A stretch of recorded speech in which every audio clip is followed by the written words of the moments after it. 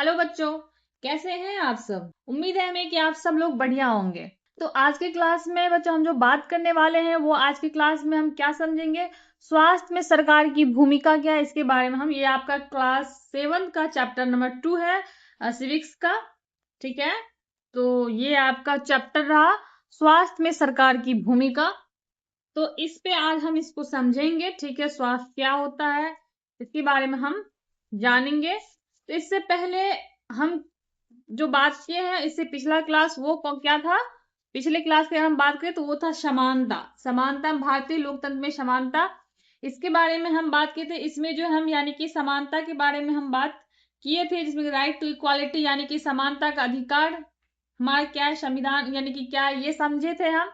ठीक है, तो इसमें हम सभी के बारे में यानी कि राइट टू इक्वालिटी समानता का अधिकार जो है किस अनुच्छेद में है बताइए आप। ये जो है आपको 14 से 18 तक दिया गया है ना। आप पढ़े थे ना।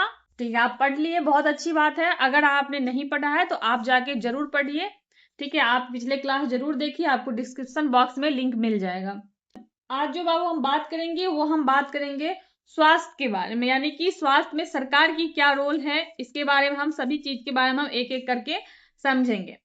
तो हमारे लोकतंत्र में जो है लोग की यही अपेक्षा रहता है कि सरकार जो है उनके कल्याण के लिए कार्य करे, उनके लिए काम करे। यानी कि फॉर एग्जाम्पल उसके शिक्षा के लिए काम करे, उसके स्वास्थ्य, उसके रोजगार प्रदान करने में, घर बनाने में, सड़क विकास, बिजली, ये सब उपलब्ध कराने में जो है सरकार उसकी मदद करे, यानी कि इसके द्वारा सरकार उसकी मदद करे। तो इस क्लास में यानी कि आज जो हम बात करेंगे उसमें हम बात करेंगे, सबसे मुख्य बातें जो है वो हम बात करेंगे स्वास्थ्य के बारे में। स्वास्थ्य क्या होता है इसके बारे में हम सबसे पहले समझेंगे। स्वास्थ्य क्या होता है आप बताइए, आपके हिसाब से स्वास्थ्य का मतलब क्या हुआ, बताइए। आप मुझे कमेंट्स में बताइए कि स्वास्थ्य का मतलब आपके हिसाब से क्या होता है। आप स्वास्थ्य का मतलब क्या समझते हैं। यानी कि समान तौर पे लोग क्या सोचते हैं कि बीमार ना होना ही क्या है, स्वास्थ्य है। यानी कि बीमार नहीं पड़ना, ये क्या है, यही स्वास्थ्य है ना। यानी कि बीमारी और चोट से मुक्त होना ही स्वास्थ्य कहलाती है। ये सही है, बिल्कुल सही है। लेकिन यह पूरी तरह से सही नहीं है, इसको हम पूरी तरह से सही नहीं कह सकते। ये बात सच है कि बीमारी और चोट से मुक्त रहना ये क्या है, ये स्वास्थ्य है। लेकिन ये पूरा तरीका से ये आधा सच है। इसको हम ऐसे लिख सकते हैं कि तो यानी कि ये जो है ये आधा सच है, ये पूरा सच नहीं है। तो वास्तव में स्वास्थ्य का सही मतलब क्या होता है। अगर हम अपने WHO की बात करें यानी कि वर्ल्ड हेल्थ ऑर्गेनाइजेशन की बात करें तो इसके द्वारा बताया गया है स्वास्थ्य का केवल रोगी यानी कि रोग या कमजोरी का अभाव होना ही यही स्वास्थ्य नहीं है, बल्कि यह शारीरिक, मानसिक और सामाजिक रूप से पूर्ण कुशलता की स्थिति है। यानी कि हम कह सकते हैं कि स्वास्थ्य का मतलब सिर्फ ये नहीं है कि हमें बीमारी है नहीं है तो हम ठीक है, हमें चोट नहीं लगा है तो हम स्वास्थ्य का मतलब ये हुआ कि हम शारीरिक तौर पे भी सही हो, हम मानसिक स्थिति भी मेरा सही हो, है ना। यानी कि हम मेंटल कंडीशन हमारा कैसा है, यानी कि मेंटल कंडीशन वो हमारा कैसा है, यानी कि मानसिक स्थिति कैसा है। हाँ, और यानी कि पानी हम कैसे पी रहे हैं, यानी कि वो कहीं ऐसा तो नहीं वो खराब पानी पी रहे हैं। अगर पानी हमको सही नहीं मिल रहा है, अच्छा नहीं मिल रहा है, तो हम उससे बीमार पड़ सकते हैं। प्रदूषण से भी होता है हमारा जो पर्यावरण वो कैसा है। यानी कि बीमारी का कारण क्या हो सकता है, दूषित, यानी कि हम कह सकते हैं बीमारी का कारण जो है वो क्या सब हो सकता है, पानी हो सकता है। यानी कि दूषित पानी, यानी कि हमें पानी ही अगर अच्छा नहीं मिल रहा है और हमारा हवा अच्छा नहीं मिल रहा है तो हमें क्या होगा, बीमार तो हम होंगे। यानी कि बीमारी के अलावा जो है उन कारणों पर भी विचार करना आवश्यक है कि जो हमारे स्वास्थ्य पर प्रभाव डालते हैं। फॉर एग्जाम्पल की जैसे हम बात करें, यदि लोग को पानी के लिए स्वच्छ पानी और प्रदूषण मुक्त वातावरण मिले, स्वच्छ पानी मिलना, प्रदूषण मुक्त वातावरण मिले तो वे समानता मतलब स्वस्थ रहेंगे, है ना। अगर लोगों को पानी अच्छा है, ज्यादातर तो पानी से प्रॉब्लम यानी कि बीमारियां होती हैं, अच्छा पानी ही नहीं मिल रहा है तो।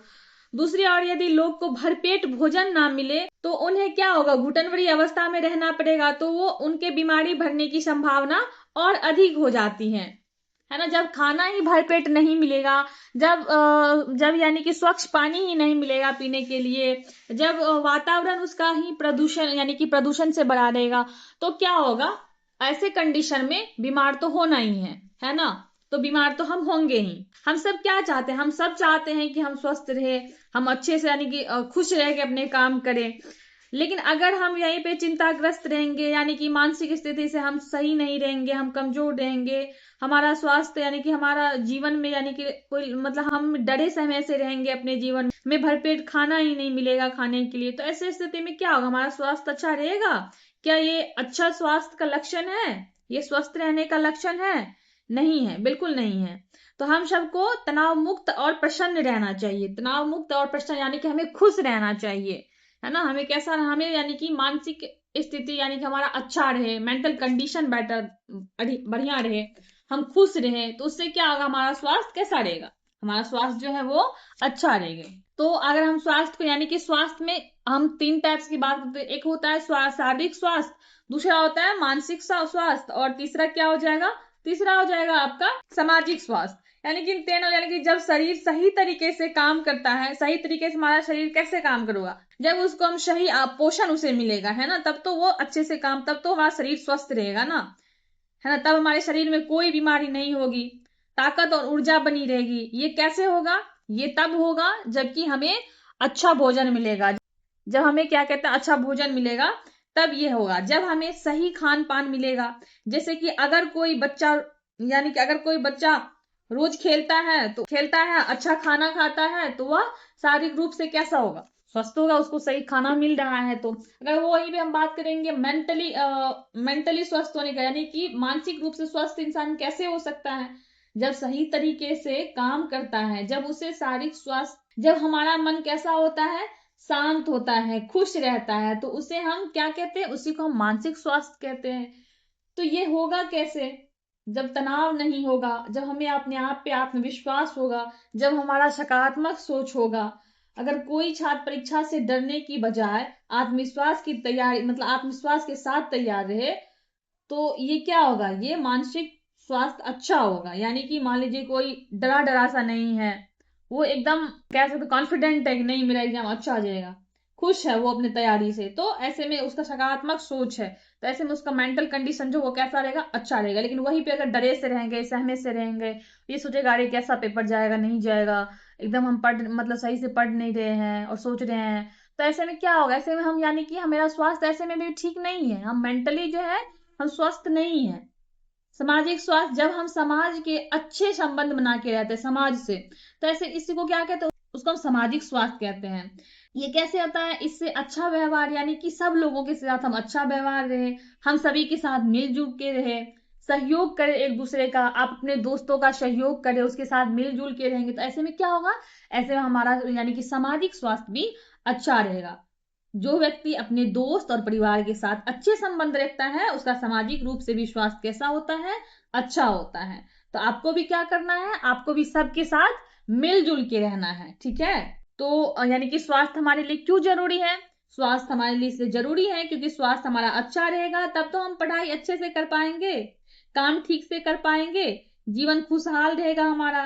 इसलिए कहते हैं कि हेल्थ इज वेल्थ, यानी कि स्वास्थ्य ही सबसे बड़ा धन है। तो स्वास्थ्य में सरकार की क्या योगदान होता है, इसको हम समझेंगे। नहीं तो अच्छा, आप बताइए कि स्वास्थ्य सेवाएं क्या होती है। स्वास्थ्य सेवा का मतलब होता है कि डॉक्टर का सुविधा हो। स्वास्थ्य सेवा मतलब कि डॉक्टर की सुविधा हो, अस्पताल हो, दवाइयां हो, साफ पानी मिले हमें पीने के लिए, है ना। ये सब मिलकर एक व्यक्ति को क्या बनाता है, स्वस्थ बनाता है। यानी हमारे भारत में अगर स्वास्थ्य सेवा की स्थिति की अगर हम बात करें, तो भारत में स्वास्थ्य सेवाएं जो है ये दो, यानी कि स्वास्थ्य सेवा, अगर हम अपने भारत के स्वास्थ्य सेवा के बारे में बात करें, तो विश्व में सबसे ज्यादा चिकित्सा जो है, यानी कि चिकित्सा महाविद्यालय कहाँ है, भारत में है ना। विश्व में भारत में स्वास्थ्य सेवाएं की स्थिति के बारे में अगर हम बात करें, तो भारत की स्वास्थ्य सेवाएं स्थिति कैसी है, विश्व में सबसे ज्यादा चिकित्सा महाविद्यालय जो है भारत में है। कहाँ पे है, सबसे ज्यादा चिकित्सा महाविद्यालय भारत में है। भारत में ही सबसे ज्यादा डॉक्टर तैयार किए जाते हैं, भारत में सबसे ज्यादा डॉक्टर हैं। हमारे देश में जो है प्रति वर्ष लगभग, यानी कि हम कह सकते हैं कि हमारे देश में प्रति वर्ष लगभग जो है 30,000 से भी अधिक डॉक्टर योग्यता प्राप्त करते हैं। कितना, 30,000 से भी अधिक जो है डॉक्टर प्रति वर्ष योग्यता प्राप्त करते हैं। अगर हम बात करें हम अपने देश भारत में हॉस्पिटल की अगर हम बात करें, हॉस्पिटल्स की अगर हम बात करें, यानी हमारे भारत में जो है हॉस्पिटल्स की अगर हम बात करें तो 1950 यानी कि आप कह सकते हैं 1950 में जो है आपको 1950 में भारत में अस्पताल कितना था? 1950 में यानी निजी और सार्वजनिक दोनों मिला के जो है आप कह सकते हैं कि हमारे भारत में 1950 के समय यानी कि 1950 ईस्वी के टाइम में जो है 2717 था। कितना था? 2717 लगभग। लेकिन ये 1991 में जो है ये आपको 1991 में बढ़ के कितना हो गया? ये जो है आपको 1991 में बढ़ के हो गया आपको 11,000। ये 1991 1950 में आपको कितना है? 2717 है, लेकिन यही 1991 में बढ़ के आपको हो गया 11,174। फिर अगर हम अब 2017 की बात करें, अगर आप 2017 में जो है ये बढ़ के हो गया आपको 23,000 कुछ। ठीक है, लगभग कितना हो गया 2017 में ये बढ़ के जो है आपको दोनों ये जो है आपको 27,588 अस्पताल यानी हो गए। वर्तमान की अगर हम बात करें, प्रेजेंट की अगर हम बात करें तो प्रेजेंट में जो है अस्पताल की संख्या आप कह सकते हैं लगभग जो है, अगर हम प्रेजेंट की बात करें, वर्तमान की स्थिति की हम बात करें तो वर्तमान में जो आप कह सकते हैं 70,000 से 75,000 के बीच ये है आपका वर्तमान का यानी कि वर्तमान में हमारे भारत में यानी हॉस्पिटल्स कितने हैं? यानी कि 70,000 से 75,000 के बीच। तो यानी कि भारत में जो है हम अपने यानी कि अगर हम भारत की बात करें तो भारत में विदेश से भी बहुत बड़ी संख्या में इलाज कराने के लिए चिकित्सक पर्यटन आते हैं। यहाँ पे ऐसा नहीं है कि केवल यानी केवल और केवल भारत के लोग ही इलाज नहीं कराते, बल्कि यहाँ हमारे यहाँ जो है हमारे भारत में जो है दूसरे देश के लोग भी यहाँ आते हैं। दूसरे देश के लोग भी यहाँ इलाज कराने के लिए आते हैं। यानी कि विश्व में दवाई के उत्पादन की अगर हम बात करें, विश्व में दवाई के उत्पादन में भारत कितने स्थान पे? तृतीय स्थान पे, यानी कि तीसरा स्थान पे आता है। विश्व में दवाई के उत्पादन में भारत में जो है भारत जो है विश्व में दवाई के उत्पादन में तीसरा स्थान पे आता है। तो हम हमारे भारत में यानी कि भारत में स्वास्थ्य सेवाएं कितने टाइप्स के होते हैं? स्वास्थ्य सेवा 2 टाइप्स के होते हैं, एक तो सार्वजनिक, दूसरा होता है निजी। ठीक है, तो हमारे यानी कि स्वास्थ्य सेवाएं जो कितने टाइप्स के? 2 टाइप्स के हैं। एक तो हो गया आपका सार्वजनिक यानी कि सार्वजनिक स्वास्थ्य सेवा, दूसरा जो है निजी स्वास्थ्य सेवा यानी कि पब्लिक हेल्थ सर्विस और प्राइवेट हेल्थ सर्विस। तो इसको जो है हम पब्लिक हेल्थ सर्विस और प्राइवेट हेल्थ सर्विस की अगर हम बात करें तो इसको हम आपके बुक में एक कहानी बहुत ही अच्छा सा है, हम इसी के जरिए इसको समझते हैं। ठीक है, सबसे पहले हम इसको समझने का कोशिश करते हैं। आप इस कहानी को एक बार रीड कीजिए, आपको बहुत बढ़िया से आपको प्राइवेट हेल्थ सेंटर यानी कि प्राइवेट हेल्थ सर्विस और पब्लिक हेल्थ सर्विस जो है इसको आप बढ़िया से समझेंगे। देखिए, इसमें हम बात करते हैं एक इलाज के खर्च के बारे में बात किया गया है कि अमन और रंजन अच्छे मित्र हैं। रंजन का परिवार जो है वो साधन संपन्न है, जबकि अमन के माता पिता जो है जैसे तैसे गुजारा कर लेते हैं। दोनों दोस्त एक दूसरे से मिले तो उसने कहा, अरे अमन, बड़े दिनों बाद मिले, कैसे हो? ये कौन पूछ रहा है? ये पूछ रहा है आपको रंजन पूछ रहा है। तो कह रहा है कि मुझे वायरल बुखार हो गया था और अस्पताल जाना पड़ा। अच्छा, मुझे भी वायरल हुआ था। मैं इसी सोमवार से स्कूल आ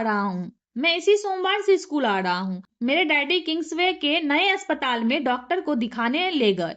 वहां बहुत ही अच्छा लगा। अस्पताल की बिल्डिंग ऐसे चकाचक दिखती थी कि मुझे लगा कोई 5 सितारा होटल है। डैडी कह रहे थे यह एक प्राइवेट अस्पताल है और बढ़िया से बढ़िया सुविधा यहाँ मिलती है। रिसेप्शन काउंटर पर ही डैडी को 500 रुपए देने पड़े। डॉक्टर को दिखाने से पहले ही पता है वहां बड़ा अच्छा संगीत बज रहा था और सब कुछ कितना साफ सुथरा और जगमग था। डॉक्टर ने मुझे बहुत से परीक्षण करवाने को कहा, पर वहां तो सब लोग दोस्तों की तरह बात कर रहे थे। एक महिला ने जांच के लिए मेरा खून लिया। उसने बातों बात में खूब मजाक किया और मुझे दर्द का पता ही नहीं चला।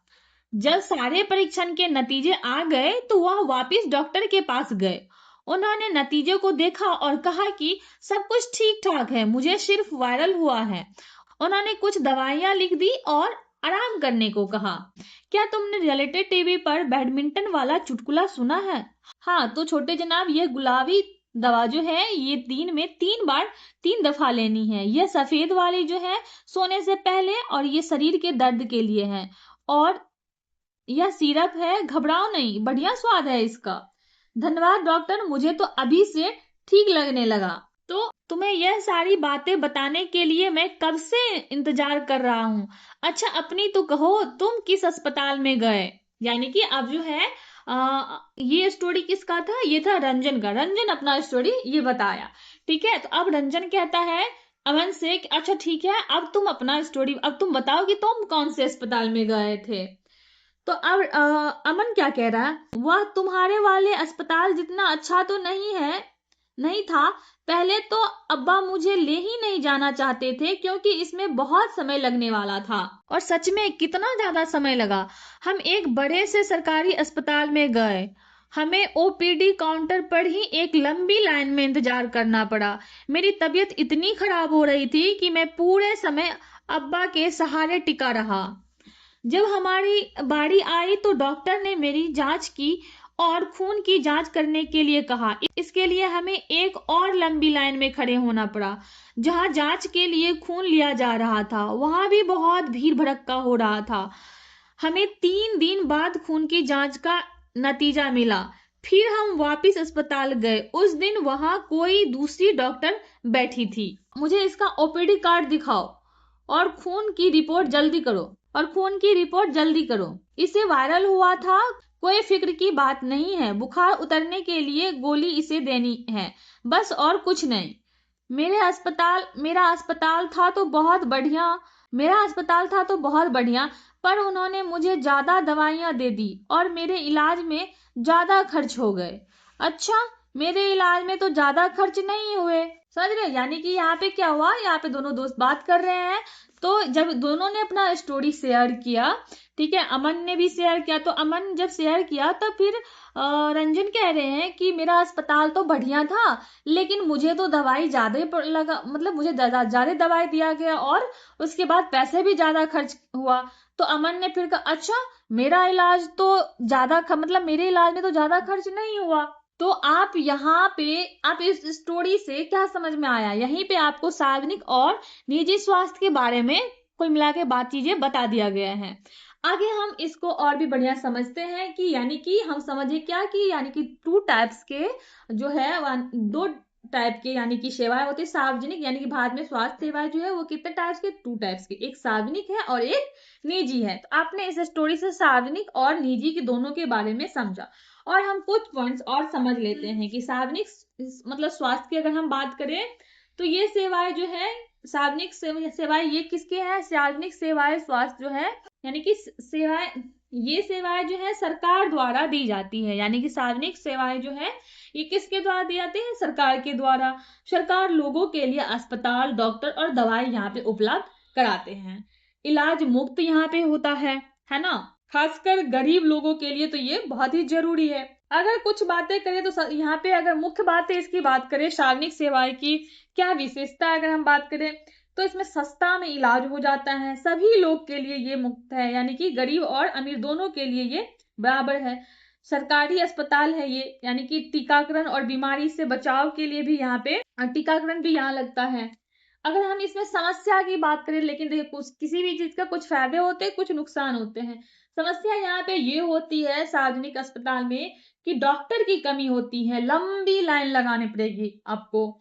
दवाई कभी कभी उपलब्ध नहीं भी होता है, कभी कभी होता है तो कभी कभी नहीं होता है। साफ सफाई की भी कमी यहाँ पे आपको देखने को मिलता है। तो अगर हम यहाँ पे स्वास्थ्य सेवाएं क्या, यानी कि यहाँ पे हम अगर बात करें सार्वजनिक स्वास्थ्य सेवाएं के लिए 3 स्तर पे होते हैं।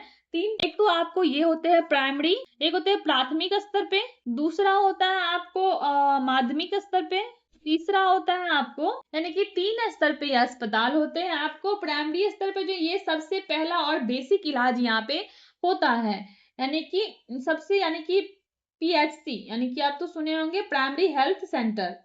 ठीक है, ये कहाँ होता है? प्राइमरी हेल्थ सेंटर जो ये आपको गांव में होता है, गांव के छोटे कस्बे में आप कह सकते हैं। यहाँ पे छोटे मोटे बीमारियों का इलाज होता है, जैसे कि आपको बुखार हो गया, सर्दी हो गया, खांसी हो गया, टीकाकरण लगाना हो, इस तरह के जो इलाज हो आपको कहाँ पे देखने को मिलेगा? प्राथमिक सेंटर में, ठीक है, यानी कि प्राइमरी लेवल पे इस तरह के। अगर हम सेकेंडरी की बात करें, सेकेंडरी लेवल पे जो है यहाँ पे थोड़ा सा इसके अकॉर्डिंग थोड़ा सा यहाँ पे एडवांस लेवल पे होगा। जैसे ये कहाँ पे होता है? ये जो है आपको जिला में ये अस्पताल होता है, ठीक है। तो इसमें यानी कि बड़े कस्बे यानी कि शहर में होते हैं, आप कह सकते हैं। इसमें जैसे कि ऑपरेशन, मान लीजिए किसी चीज का ऑपरेशन कराना हो, इस तरह यानी कि गंभीर कोई बीमारी हो गया, इलाज कराना, कोई बड़ा बीमारी हो गया उसका इलाज करवाना हो। अगर हम तृतीय की बात करें तो इसमें जो है एडवांस लेवल का इलाज होता है, जैसे यानी कि बड़े सरकारी अस्पताल ये होते हैं, जैसे मेडिकल कॉलेज टाइप के। आप कहते हैं यहाँ पे क्या होता है? यहाँ पे कह सकते हैं आप बड़ी सर्जरी होता है, यानी कि स्पेशलिस्ट होते हैं यहाँ ये, ठीक है। यहाँ पे स्पेशलिस्ट होते हैं, कोई मान लीजिए कोई स्पेशल कोई बीमारी होगा, किसी भी चीज के स्पेशलिस्ट यहाँ पे तृतीय स्तर पे होते हैं, एडवांस लेवल पे होते हैं, ठीक है।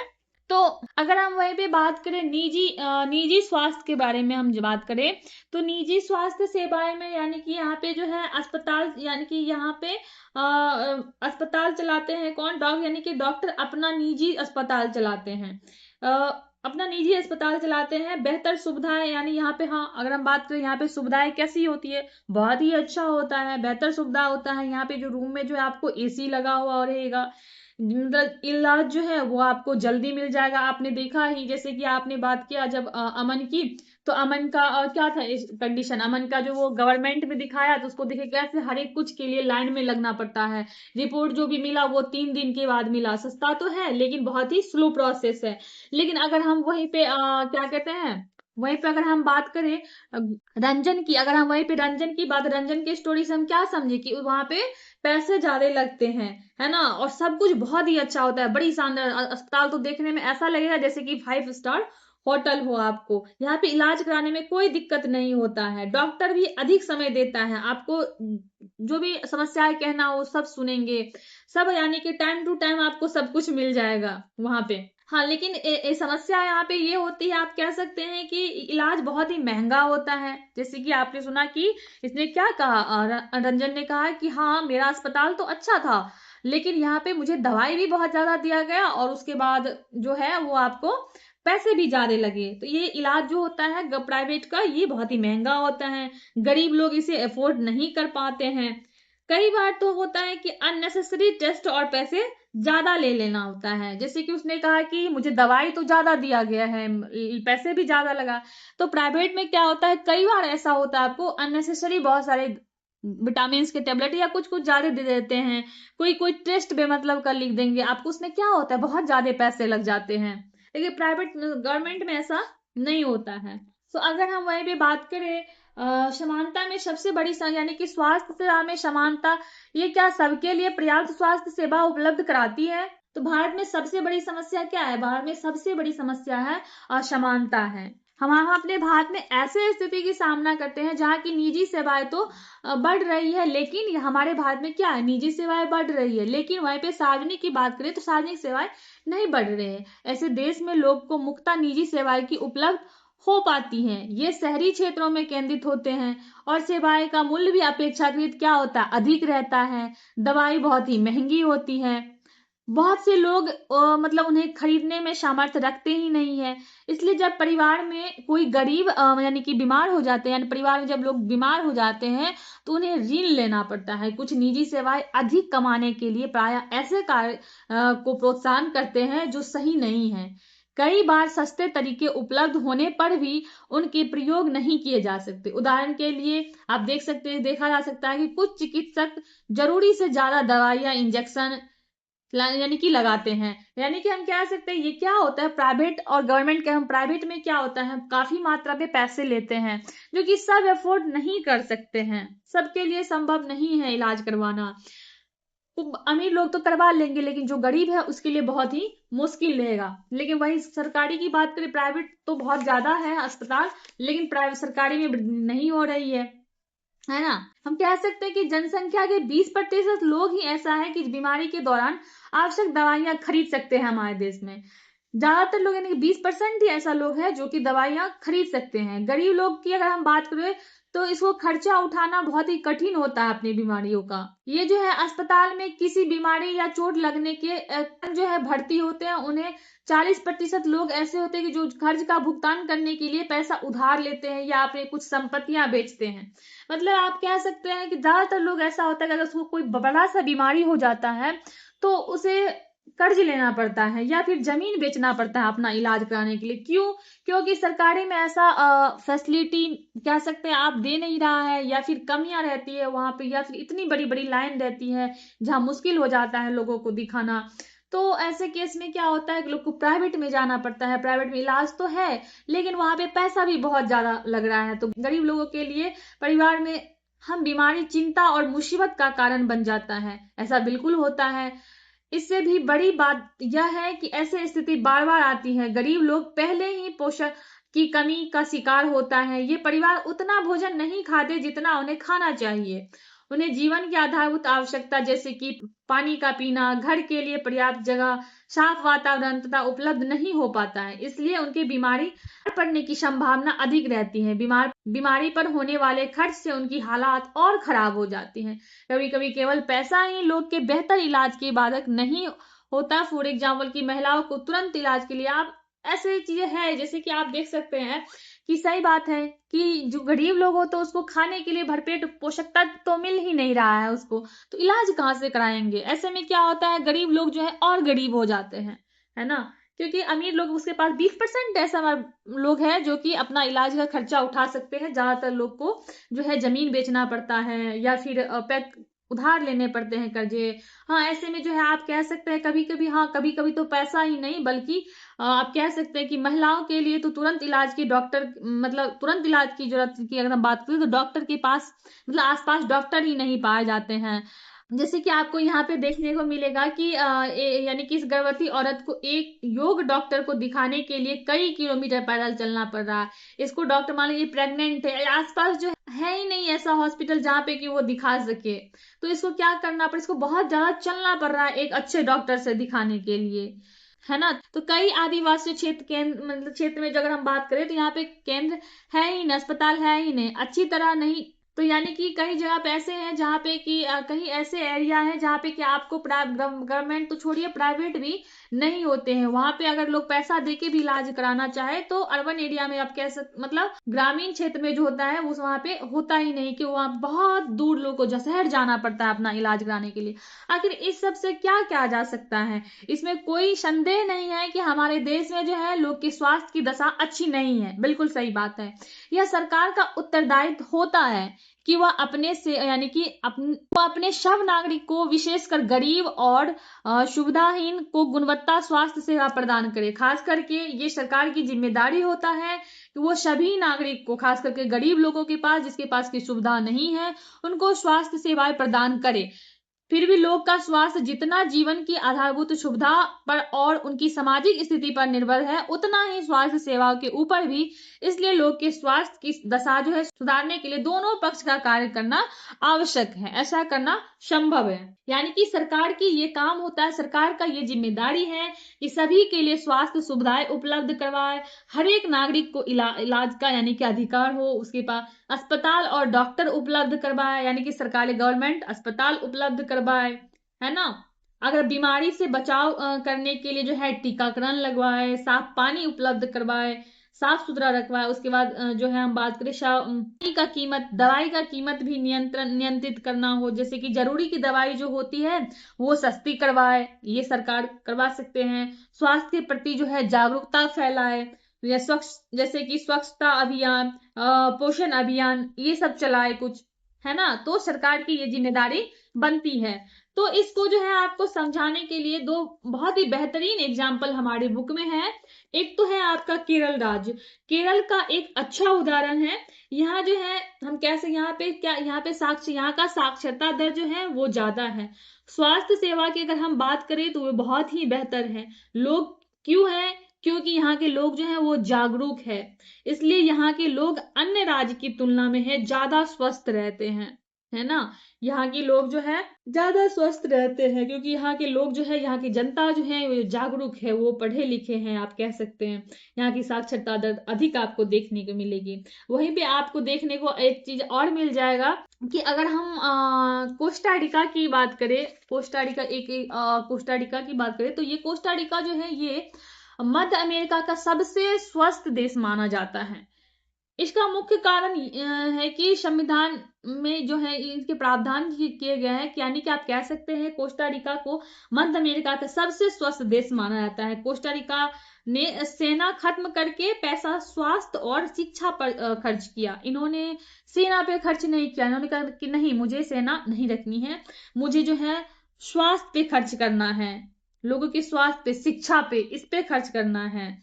तो यानी कि क्या, कोस्टा रिका जो है देश के सेना पे खर्च नहीं करके, इन्होंने क्या किया, स्वास्थ्य और शिक्षा पे खर्च किया, लोगों की जो मूलभूत जरूरत है उस पे खर्च की।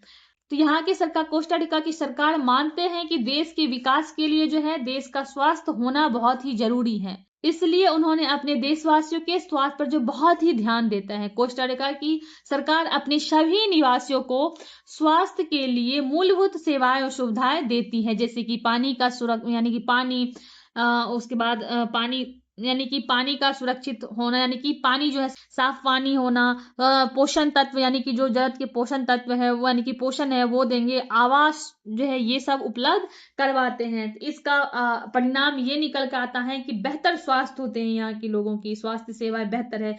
इसलिए हमें इससे हमें यह सीख मिलती है। इससे आप क्या सीखते हैं? इससे हमें यही सीख मिलती है कि नीति से देश आगे बढ़ सकता है। लेकिन अगर हम भारत की बात करें तो आज भी कई समस्याएं हैं हमारे भारत में।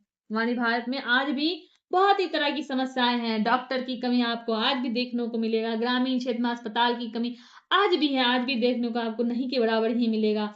आज भी यानी कि इलाज अगर हम बात करें तो ये आपको बहुत ही महंगा आज भी है। साफ पानी और स्वच्छता की कमी आज भी आपको देखने को मिलेगा हर एक जगह। आप अपने गांव में देखेंगे क्या? आप बताइए, आपके गांव में जो है वहां पे सरकारी अस्पताल है, सरकारी छोड़े आपके निजी अस्पताल है, ये भी मुश्किल होता है। इसकी समाधान क्या है? अगर हम बात करें समाधान, तो सरकार अस्पताल को और मतलब अस्पताल को मजबूत बनाना, यानी कि और संख्या बढ़ाना, अस्पताल ज्यादा डॉक्टर और नर्स की नियुक्ति करे, मुफ्त या सस्ती दवाई दे, कम से कम मुफ्त नहीं, दवाई की रेट सस्ता हो जाए। अगर हम बात करें स्वच्छता, अगर हम बात जागरूकता फैलाए गवर्नमेंट, यानी कि अगर हम बात करें स्वास्थ्य जो है, ये स्वास्थ्य एक बुनियादी अधिकार है। सरकार का कर्तव्य है कि हर नागरिक को अच्छा स्वास्थ्य सुविधा मिले, जबकि स्वास्थ्य अच्छा होगा तभी ही देश का विकास होगा, है ना। तो आज हम बच्चों क्या पढ़े, यानी कि आज आप क्या समझे? आज हमने सीखा कि स्वास्थ्य सिर्फ व्यक्ति की नहीं बल्कि सरकार की भी जिम्मेदारी है। ये सिर्फ एक व्यक्ति की नहीं, ये गवर्नमेंट की भी जिम्मेदारी होता है। अगर सरकार सही तरीके से काम करे तो हर नागरिक स्वस्थ और खुश रह सकते हैं, है ना। तो यहाँ पे आपका कुछ सेंटेंस, कुछ वर्ड्स है जिसका कि ये जो आपका लास्ट में दिया जाता है ना, इसको आप पढ़ लिया कीजिए। जैसे कि सार्वजनिक का मतलब, सार्वजनिक क्या है? वह सेवा या कार्य जो देश के सब लोगों के लिए है और मुख्य रूप से सरकार द्वारा आयोजित किया जाता है। इससे स्कूल, अस्पताल, टेलीफोन सेवाएं आदि शामिल है। लोग इन सेवाओं की मांग कर सकते हैं और यदि संस्थाएं ठीक से काम नहीं करती हैं तो इन पर सवाल भी उठा सकते हैं हम। सार्वजनिक का मतलब निजी की अगर बात करें तो वह सेवा या कार्य जो किसी व्यक्ति या कंपनी द्वारा अपने मुनाफे के लिए आयोजित किया जाता है। चिकित्सक पर्यटक का मतलब क्या है? ये वे विदेशी पर्यटक है जो इस देश के उन अस्पतालों में अपना इलाज कराने के लिए विशेष रूप से यहाँ आते हैं जहाँ उन्हें अपने देश की तुलना में बहुत कम मूल्य पर विश्व स्तरीय सुविधाएं प्राप्त होती हैं। तो यानी कि आप ये सभी का, यानी कि संचारनीय बीमारी, ओपीडी, नैतिक आचार, जेनेरिक नाम, ये सभी के बारे में आप पढ़ लेना है, एक बार आप समझ जाएंगे। ठीक है। तो यानी कि यहाँ पे हम क्या समझे? आज हम बात क्या किए, यानी कि आज हम क्या समझे? स्वास्थ्य के बारे में आज हम बात किए, निजी स्वास्थ्य क्या होता है और सार्वजनिक स्वास्थ्य क्या होता है। ठीक है। तो आई होप कि आपको समझने में यहाँ कहीं कोई दिक्कत नहीं होगा। है क्या दिक्कत? मुझे नहीं लगता। आप एक बार रीड जरूर कीजिएगा इस चैप्टर को। आप रीड करेंगे तो आपको ज्यादा ही बेहतर तरीके से समझ में आएगा। समझ में आएगा, कहीं कोई दिक्कत नहीं होना चाहिए मेरे ख्याल से। ठीक है, आप इस स्टोरी को एक बार और बढ़िया तरीके से पढ़िए, आपको और भी बढ़िया तरीके से समझ में आएगा।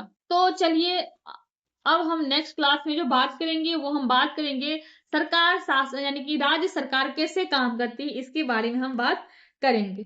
तो आज के लिए इतना ही था। उम्मीद है कि आपके लिए ये क्लास हेल्पफुल रहा होगा। अगर आपके लिए क्लास हेल्पफुल रहा है तो आप चैनल को सब्सक्राइब कर लीजिए और वीडियो को लाइक कर दीजिए और कमेंट में मुझे बताइए क्या आपके लिए क्लास हेल्पफुल रहा। तो आप यस बताइए, आप कहिए यस। अगर नहीं रहा है तो अगर कहीं भी कोई समस्या आ रही है, दिक्कत आ रही है, तो आप हमसे पूछिए, बेहिचक पूछिए। आपको जो क्वेश्चन आ रहा है मन में वो पूछिए, या आपको कोई और सब्जेक्ट पढ़ना हो, किसी और चीज के बारे में पढ़ना हो, तो आप मुझसे कमेंट में बता सकते हैं कि आपको क्या पढ़ना है। आप ये भी कह सकते हैं आगे आपको क्या पढ़ना है, कौन सा चैप्टर। इसी में अगर आप कोई दूसरा चैप्टर पढ़ना चाहते हो तो आप वो कह सकते हैं। आप क्या पढ़ना चाहते हैं आप वो भी बता सकते हैं। चलिए, अब मैं मिलती हूँ।